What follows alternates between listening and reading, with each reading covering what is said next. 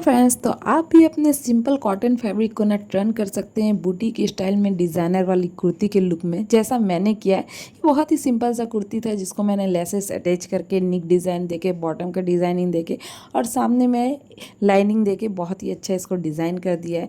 और ये एकदम बेसिक जो बिगनर लोग हैं ना वो भी कर सकते हैं। अगर आप अभी स्टिचिंग सीख रहे हैं तो ये डिज़ाइन बिल्कुल आपके लिए बहुत ही सिंपल वे में मैंने समझाया है। इतना डिज़ाइनर सूट आप कैसे स्टिच कर सकते हैं लेसेस अटैच करके। कोई भी इसमें कॉम्प्लिकेटेड थिंग नहीं है। इसके साथ मैंने पैंट स्टिच किया है जो कि बहुत ही सिंपल सा था। तो टाइम वेस्ट ना करते हुए अपने काम की तरफ चलते हैं। तो सबसे पहले राउंड वी नेक कट लेते हैं, जिसकी विड्थ मैंने 3 इंच रखी है। 1.25 इंच का मार्जिन रख लिया ताकि कट हो जाए। 5 इंच इसका लेंथ रखा है क्योंकि 2 इंच इसका वी नेक भी कटेगा नीचे। तो हमारा जो टोटल लेंथ हो जाएगा गले का 7 इंच हो जाएगा। तो आप अपने अकॉर्डिंग लेंथ कम बेसी कर सकते हैं। तो मैंने यहाँ 0.5 का मार्जिन रखा है कि मुझे वी नेक कितना लेना है। तो यहाँ 0.5 का मार्जिन रखते हुए नीचे 2 इंच और 2.5 इंच 1.5 इंच आपका जितना निक है उतना अकॉर्डिंग ले सकते हैं। अगर आपको 1 इंच पसंद है तो 1 इंच भी ले सकते हैं वी निक के लिए। या फ्रेंच कर्व से मैंने ये गोल कर दिया। आपके घर में कोई प्याली वगैरह होगा ना तो उससे भी आप गोल कर सकते हैं, तो कोई बड़ी बात नहीं है। और अगर एकदम बिगनर है आप तो इस तरह 1-1 इंच का मार्जिन आप जो है इंची टेप लग के दे सकते हो, जो परफेक्ट शेपिंग देगा। अगर आप बिगनर हो आपको नहीं आता है तो ये एकदम परफेक्ट शेप देगा। और इस तरह से आप मार्जिन करके करोगे ना तो आपका गला एकदम भी बिगड़ेगा नहीं, बहुत ही फिनिशिंग देगा। इस तरह से बॉल पिन सामने अटैच कर दीजिए ताकि आपका गला इधर उधर ना भागे। तो ये सारी छोटी छोटी बातों को आप ध्यान रखिएगा ना तो आपका गला एकदम फिनिशिंग से कट होगा, आपका गला इधर उधर नहीं भागेगा। अगर गला ठीक से नहीं कट हुआ ना तो फिर आपका जो डिज़ाइन है वो भी बिगड़ जाएगा। तो ये हमारा राउंड वी नेक बन के रेडी है। तो बेसिक सा हमारा जो स्टिचिंग स्टाइल है वही रहेगा।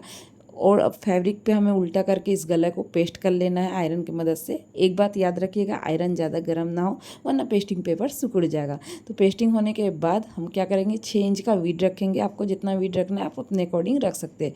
5, 6, 6.5 जो नॉर्मल स्टैंडर्ड साइज़ है वो 6 इंच का विड होता है। आफ्टर पेस्टिंग करने के बाद हम इसे कट कर लेंगे और जो हमारा स्टिच लगता है परफेक्ट फिनिशिंग के लिए वो लगा लेंगे। तो आप अपने अकॉर्डिंग परफेक्ट फिनिशिंग अच्छे से लगा लें ताकि आपका गला अच्छे से बैठे। फिनिशिंग लगाने के बाद हम इसे अपने फैब्रिक की सीधी साइड बिछा लेंगे ताकि हमारा गला अच्छे से बैठे। मिड टू मिड पॉइंट मिलाना आप एकदम ना भूलिएगा और बॉल पिन लगा लीजिएगा ताकि इधर उधर आपका गला भागे ना। जैसे मैंने बताया था ये बिगनर्स के लिए, तो एकदम मैं बेसिक से बताते हुए जा रही हूँ आप लोग को। गला कट करते वक्त ध्यान रखिएगा कि एकदम साइड से ना कटे। और कटने के बाद इसको साइड साइड से आपको कट लगाना होगा ताकि आपको फिनिशिंग से गला मतलब बैठ सके और याद रहे कि आपका जो स्टिचिंग है वो ना कटे। तो इस तरह से गला को पलट के साइड से सिलाई लगा लें। मैंने एक एक चीज़ नहीं दिखाया है क्योंकि ये बेसिक चीज़ है, सबको आती है। उसके बाद आप इसमें जो है हमारा लेस अटैच होगा, तो लेस अटैच हमें एकदम परफेक्ट करना है। तो हम क्या करेंगे, कुर्ती को मिड टू मिड बिछा लेंगे और एक आयरन लगा देंगे मिड टू मिड ताकि हमारा जो लाइनिंग है वो इधर उधर भागे ना। मैंने स्टैंडर्ड साइज 5 इंच का लेंथ रखा है जो हमारा निक डिज़ाइन था नीचे तक लेस जाए। आपको 5 से ज़्यादा रखना है तो 7 भी रख सकते हैं, लेकिन 5 इंच जो है स्टैंडर्ड साइज है। आप देख रहे हैं आयरन करने के बाद हमारा जो लाइन है एकदम परफेक्ट गया है। तो ये छोटे छोटे टिप्स होते हैं, अगर आप फॉलो करेंगे ना तो एकदम परफेक्ट आपका जो डिज़ाइन है वो निकल के आएगा। और उसके बाद कोई भी फैब्रिक ग्लू से लेके आपको इस तरह से ग्लू लगा देना है फैब्रिक पे और इस पे आपको लेस अटैच कर देना है ताकि आपका लेस जो है ना इधर उधर भागे नहीं। ये बिगनर्स के लिए है। अगर आप बिगनर नहीं है तो डायरेक्ट जाके मशीन पे भी इस तरह से लेस लगा सकते हैं, लेकिन जो बिगनर्स है उनका हाथ इधर उधर भागता है तो वो इस तरह से पहले लेस अटैच कर ले फैब्रिक ग्लू से, उसके बाद स्टिच करेंगे तो काफ़ी ईजिली स्टिच भी हो जाएगा और परफेक्ट शेपिंग भी देगा। और कोई बोलेगा भी नहीं कि आपने बिगनर है और आपने इसको फर्स्ट टाइम स्टिच किया है। देख रहे हैं कितना स्मूथली हो रहा है, इधर उधर हमारा जो लेस है भाग भी नहीं रहा है। तो इस लेस को चारों तरफ से आपको सिल के एकदम परफेक्ट लगा लेना है। उसके बाद हम लगाएंगे लाइनिंग।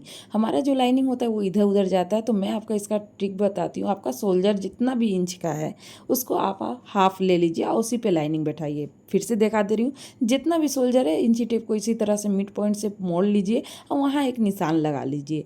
निशान लगाने के बाद जो हमारा बेसिक रूल है, इन दोनों कुर्ती को ऐसे मोड़िए, जहाँ निशान लगा है वहाँ से फोल्ड कर दीजिए और उसके बाद आयरन लगा दीजिए।